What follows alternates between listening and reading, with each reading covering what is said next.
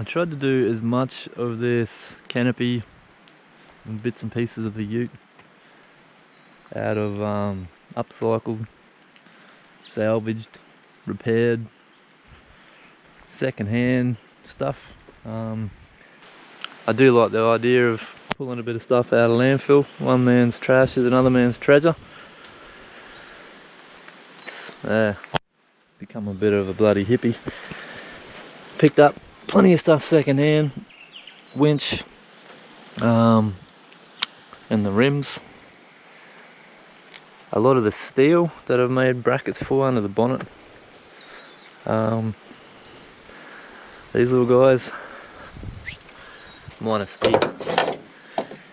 this section, but this 40mm box section is all 3mm shelving, salvaged from the tip. Brackets for this, lots of the steel work is all salvaged and kind of upcycled.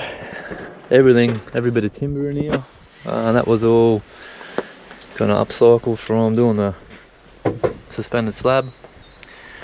Even that sign up the back there, it was the perfect width to mount all my electrical gear on. Ooh, hello. Little top up there. Yeah, the rooftop tent. Second hand, I had to repair it. I had a few attempts to stop it from leaking, and last night was a good little test. No leaks. Canopy itself, second hand. Needed some love. Still probably does need a little more love, but I've got it to seal. No leaks. Yeah, did my best to keep the cost down as well, I suppose, but mainly it was environmentally driven. Like I said, making the transition from mining bogan into a bit of a hippie these days. I see the value in restoration and repair rather than just mindless consumerism, chucking shit in the tip all the time. Thought I'd knock up a little video on these panels that slide out from under the roof racks on the canopy. I was going to put them on the rooftop tent, but I had to make up some roof racks because these are recessed, so it's got to go above, and then you got to mount your panels on top, and then it's going to be just too tall. I want a low profile pop-up rooftop tent to keep the height down, and it was going to be too tall. Some of the rainforest trails that are coming in on this track, there's branches and vines and stuff hanging down. I just don't like the idea of cheap eBay panels sitting on the roof exposed, so I thought I'd slide them in under the roof racks. I didn't have much room to work with either. That's 40mm. This is all 40mm by 3 alloy blocks, and I'm not good with alloy. I don't know how to weld it. I do know how to weld a little bit with a MIG with mild steel, so I knocked up these little bits of C-channel here, 4 of them, and they just bolt in underneath. So these panels obviously are removable. If I don't have the right angle of the sun where I'm camped, I can pull them out if I want, but I've just pulled this one out to show you what I did. Got 20mm by 1.6 box section, 25 by 3mm angle here, and I made them hinge, and that'll just slot into place there for when I'm traveling. They slide into that channel that I made. I just made that out of same thing, 25 by 3mm angle and 25 by 3mm flat bar, and just tacked her all up there. I don't have these permanently wired in because I didn't have much room to play with here. I didn't like the idea of dragging cables back and forward over that checker plate. It'll end up ripping the cable and shorting the bloody panels out, so I just made up a little fly lead. Doesn't take long to hook up. Clip them in when the panels slide out, and just goes in a 50 amp Anderson plug here. The panels themselves were supposedly 200 watts, but they've done the calculation of the voltage not under load, so they're only about 95 watts. I got ripped off, but they do the job. They're the only panel I could find with the right width and the right thickness. They're 30 mil. I only had 40 mil to play with up there. They're 510 mil wide. I only had 630 mil. Just about every panel I could find wasn't going to do the job. I've got these bits of box section here, only about 100 mil into that channel I made up. There's not much sag in it. It's probably only sagging 10 mil there. When the panels slide in like the other one, halfway, and the rooftop tent takes up a bit of that weight. Yeah, that little skinny 1.6 mil box section is more than enough to take the weight of them. Obviously you don't travel with them out, but only takes 30 seconds each to pop them away. The reason I went with that style of rooftop tent instead of the old over the side there, 4 reasons. Wind resistance, the weight of it. When this thing come out brand new, it was the lightest tent on the market. It was like 50 kilos or something. Obviously it had roof racks. Initially I was going to put panels up top there, but now they're good for 15 or 20 kilos. You can put an extra bike up there, you can put canoe up there or something like that. And setup time, it's probably the main one. That's Mossy's Foxwing awning all set up, 270 degrees. I'll probably buy one myself, to be honest. If Mossy ever wants this back, I'll happily pay the money to buy one. The shade that you get, and now I've had the chance to pack it up and put it away for a few times. I'm pretty happy with it. Doesn't take long to set up. Cool little bonus with this thing when it is raining, as it is. Foxwing, all the awnings kind of come up on a bit of an angle like that, so there's catchment to the center. You can put a bucket at the bottom, fresh rainwater. Yeah, very happy with the awning. Thank you, Mossy. With these factory steel trays, there's a lot of steel in here, a lot of strength, but I was limited for height. Between this point and this point is 120 mil, and that was the only tank on the market, prefabbed, that was gonna fit. So it's 900 long by 850 by 115. It was like $400 delivered. It comes with 2 drain points at the front, an overflow. Just got an overflow here with a tap on it so it doesn't siphon out after I fill, and a fill point. Well, fill point's just swinging in the breeze here. I didn't bother about any water pumps, just gravity fed. I was going to put a water pump in here, and that's a little more weight, a little more cost. Didn't really need it. Yeah, fill point when you're traveling just connects into the tap there and keeps all the shit out of the inside. Works well.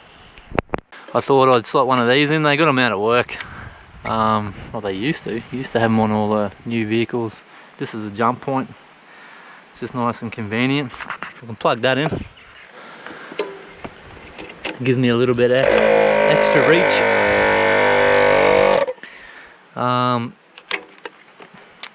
Also got the jump cables, obviously they plug in.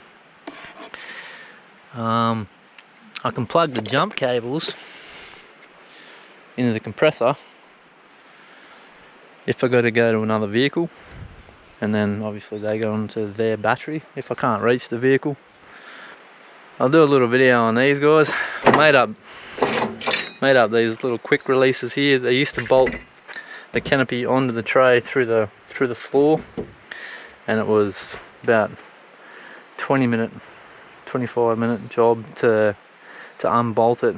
It was setup time took a lot longer. These wind off legs here, I couldn't find any great ideas looking around online what people did with them to keep them out of the way. Talking to a couple of fellas at work, they just leave them behind. Every now and then it's handy to take the canopy off. It's the only idea I could come up with to keep everything kind of low profile, not taking up much space.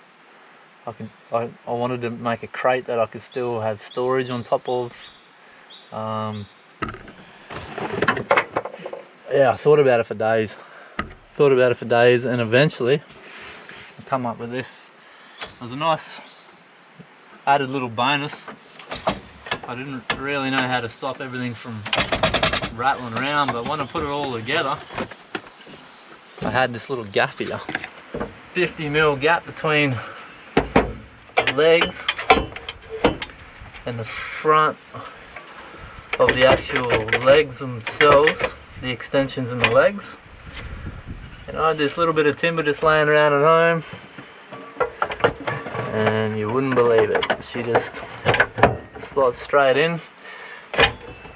The extensions can't come forward, they can't rub on any of the steelwork. Same thing, these can't go forward and rub. They even fit perfectly in this little shape here for the, just had some brackets lying around at home, put 3 of them in, one there, one at the end. This little bit of timber, man, it just slotted straight in. But anyway, I'll slide them out.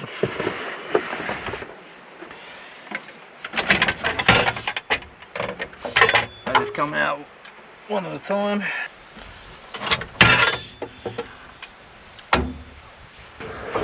I've just got a bit of a backing plate. This box had to fit between these uprights here and on the opposite side. It's the only real space that I had for them. I wanted, because of the heaviest part of anything that I carry in the canopy, I wanted them as far forward as I could and as centered as I could.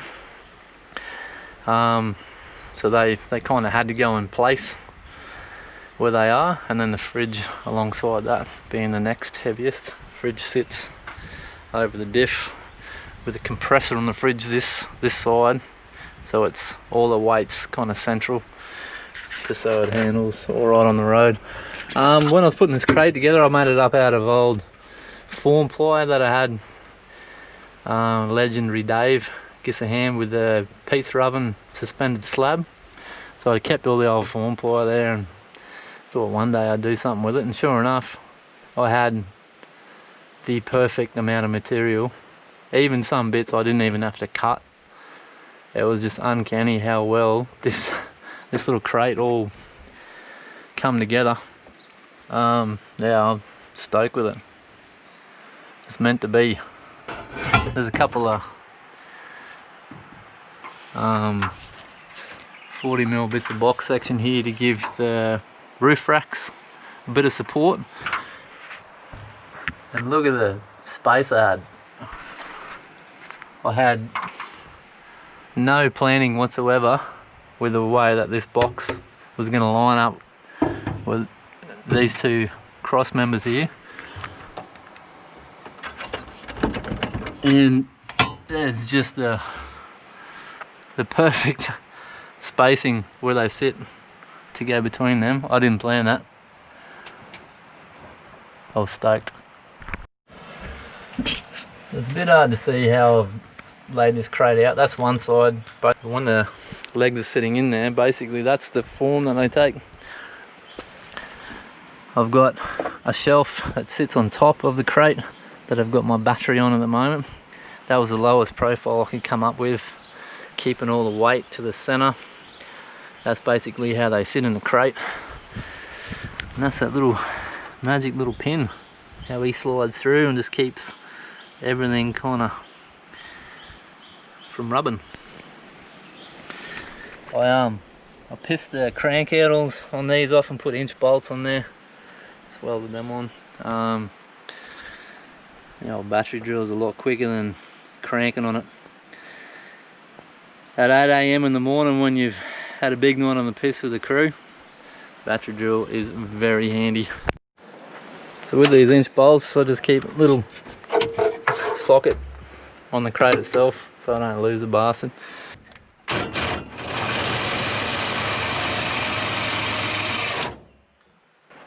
Yeah, simple as that. One nice little bonus is the way that this bike sits in here. I thought I was going to have to put it on the back or on the roof racks.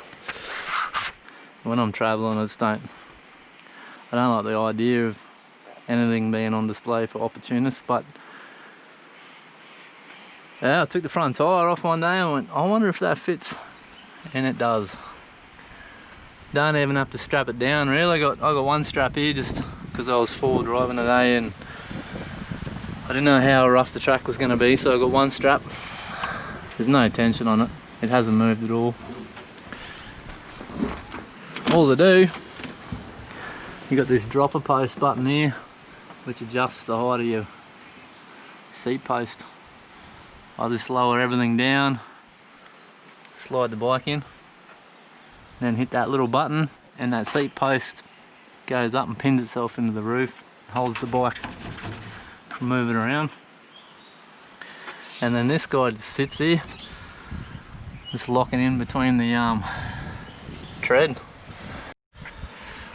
And one day, when I get the motivation, I just got to shift this north a bit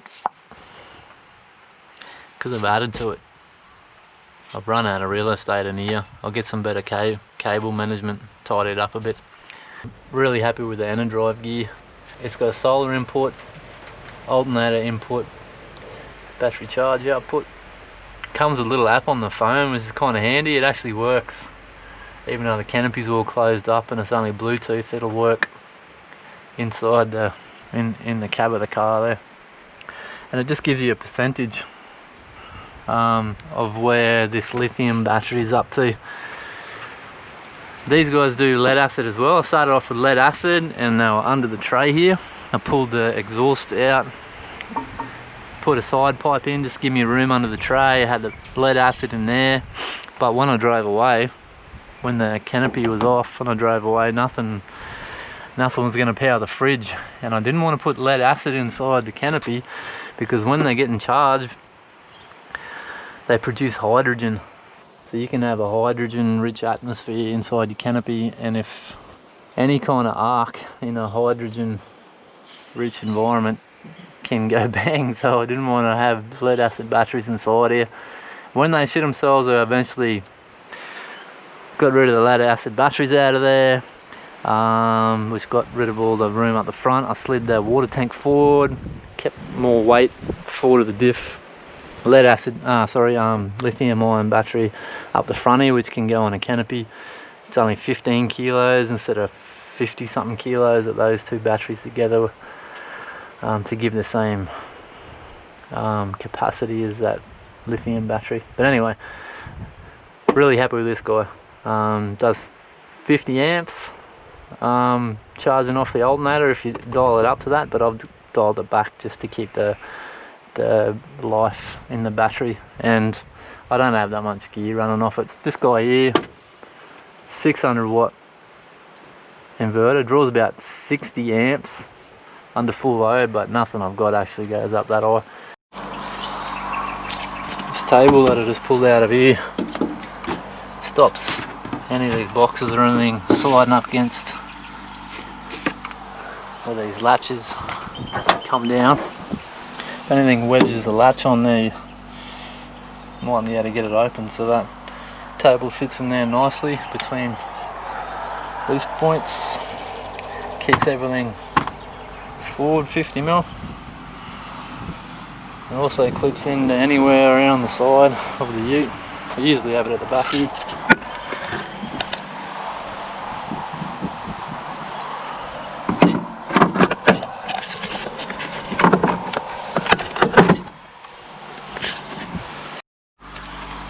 So I've just banged in the lighting this afternoon. Got these little Nava white and amber camp lights here. One little bonus where I mounted them on these. It's a support here. One little bonus. Didn't really plan on it, but I don't have any interior lighting done up. And this is just the right height to peer over this separator and the rear table that I've got here. Just enough light to peer over there when it's dark. See what I'm doing. Didn't plan on that at all. Worked out well. A little kitchen. I was going to do a little slide out job and have a pantry and that bolted in here permanently, but I had these containers already. Good heavy duty ones. I like being able to pull them out actually. They stack. Still got heaps of room in there when I pull everything out, whereas having a bolt-in pantry you're kind of limited for a bit of space. And the best part is these big heavy duty containers here, fill them up with hot water off the fire. I can sit in the bastards and have a tub. I look a bit funny, but I ain't out to impress any bastard. Kept my old angle from the troop carrier days when I was doing my lap then. The one thing I was having dramas with this fridge slide until I had a bit of a look online. People using these conduit tracks, and that way when you slide the fridge in and out, your cable's not bunching up anywhere. I was pinching the cable here, and it was going to short out eventually, where this all collapses down. But she works really well.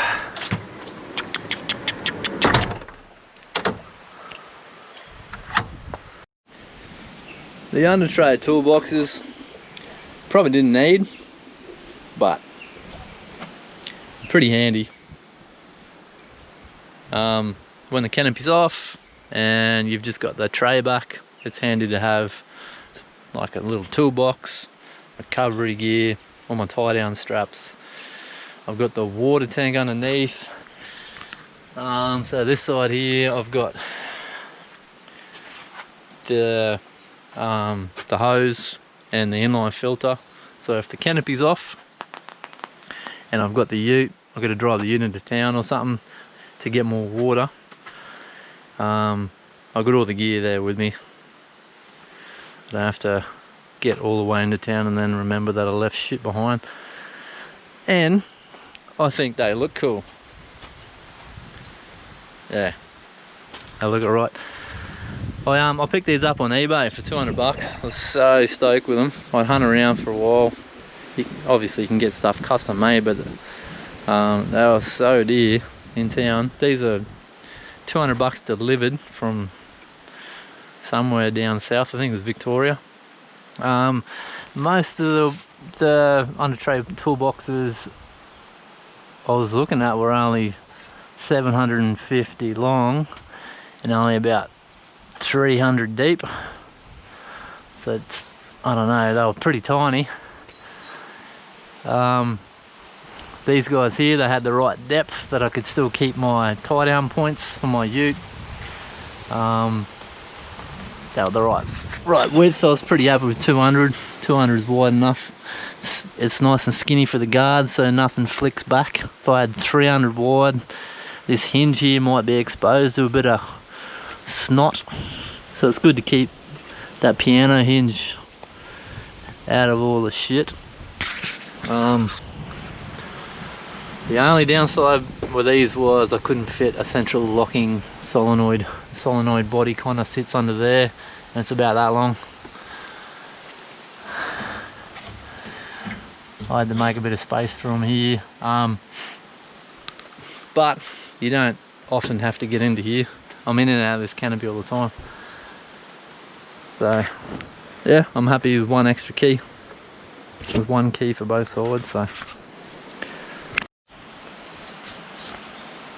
I've just come back from Davies Creek, shot into Mariba for a bit, get some phone signal, see what the weather's doing. Might have to half pack up because it's going to be wet in the morning, but anyway, picked up some firewood while I was out too. It's really handy having that wind off canopy for that firewood, eh? So that's it, the build's complete.